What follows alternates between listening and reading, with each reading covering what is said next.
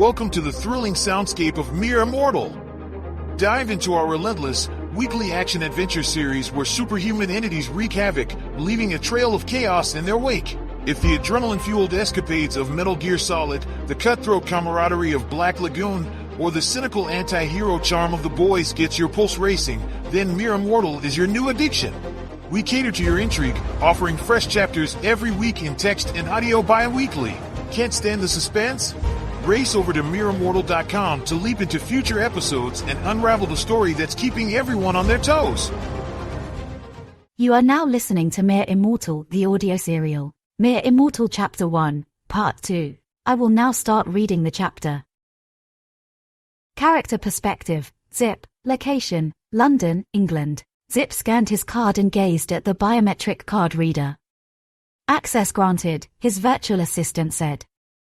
The green light blinked, and the lock disengaged. He pushed the door open and smelled the plum blossom incense that he'd taken a liking to.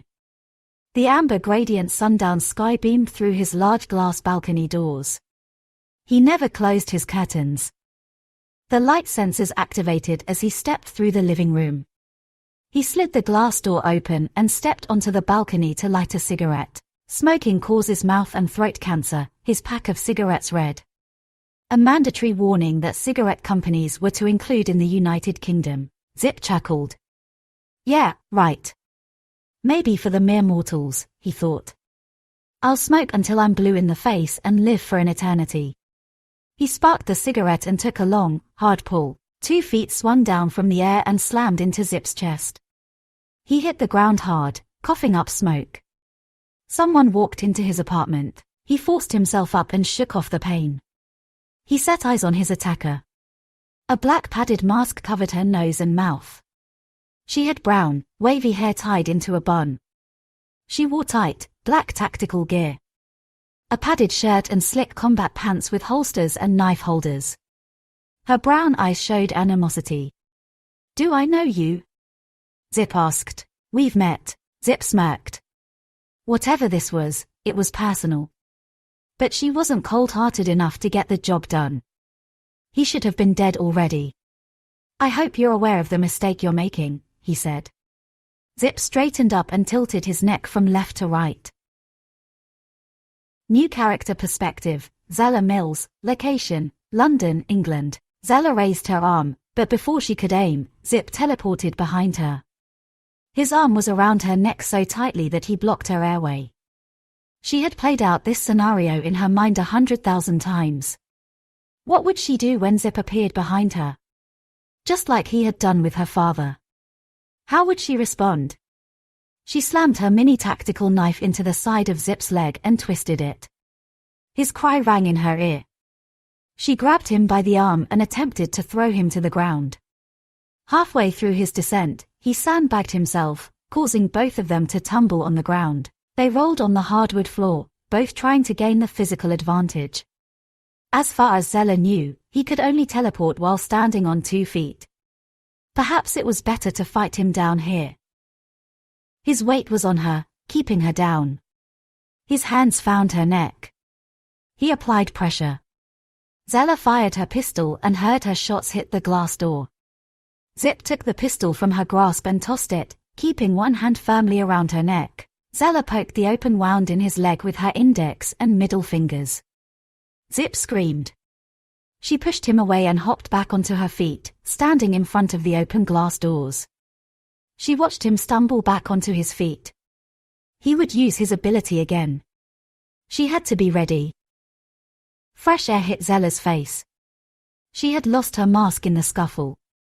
The gun was by her feet, too far away from her hands.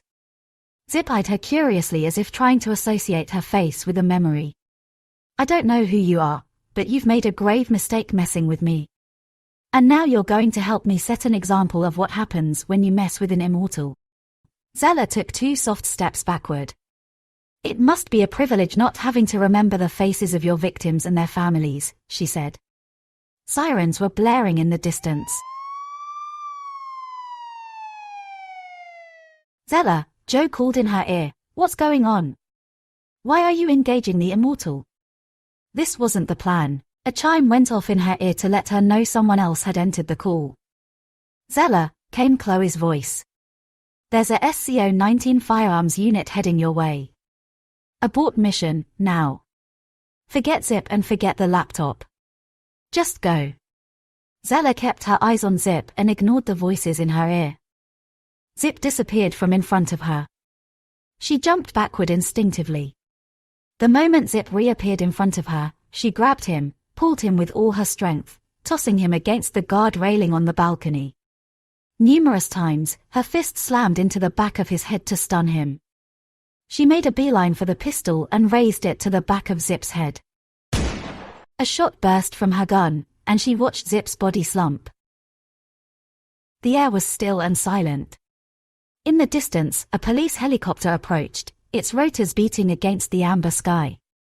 Before she could look for the data, she had to be sure that Zip was gone. She took him by the feet and flipped his body up over the guardrail, tossing him over the balcony. There was a loud thud as his body crashed against the roof of the footbridge connecting the building to its sibling. She glanced over the balcony and saw Zip spread eagle on top of the bridge. Zella popped another round into the gun and fired down at Zip for good measure. Time was running thin. "Zella, are you there?" came Joe's voice. "We're coming to pick you up by hover car. Wait for us by the balcony, hurry," she said. But she didn't wait on the balcony for them. She retrieved her mask and put it back on. Then she searched around for the laptop. It was sitting on the desk of his corner office unit. She opened the drawers one by one, pocketing every data storage device she could find. Anything they could learn about the Immortals would help. She folded the laptop and walked back over to the balcony. Beaming lights emerged. For a split second, she thought the police had her number, until the hover car turned sideways, revealing Joe Halili's handiwork with the decal. It read, "Soul." "What were you thinking?" Joe snapped as the three of them made their getaway from the luxury apartment complex. She glanced back at the buildings one last time. Tonight, she had made history. She'd become the first person to murder an immortal. End of chapter. Find out what happens next in Chapter 2, releasing shortly. Mere Immortal is written by author Gary Swift. This is the pseudonym of Gary Swaby. Visit mereimmortal.com to read chapters by text and jump ahead in the story.